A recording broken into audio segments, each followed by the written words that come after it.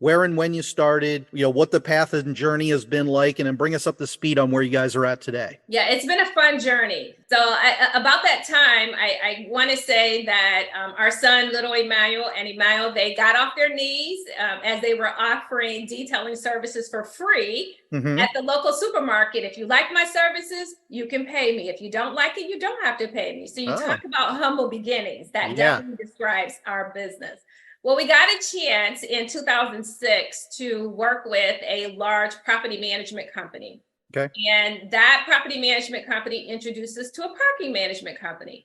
They were looking for a concierge service that they can offer in the new mall that they were building in Indianapolis, the Circle City Mall. So for us, we decided, oh, wow, this is exciting. So we picked up our operations from Detroit, Michigan, and moved it to Indianapolis, Indiana, literally the whole operation.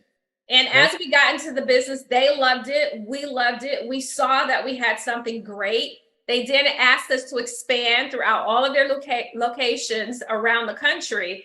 And that's when we decided that franchising was the way for us to expand. So we got there offering auto detailing services to cars, trucks, planes, trains, etc.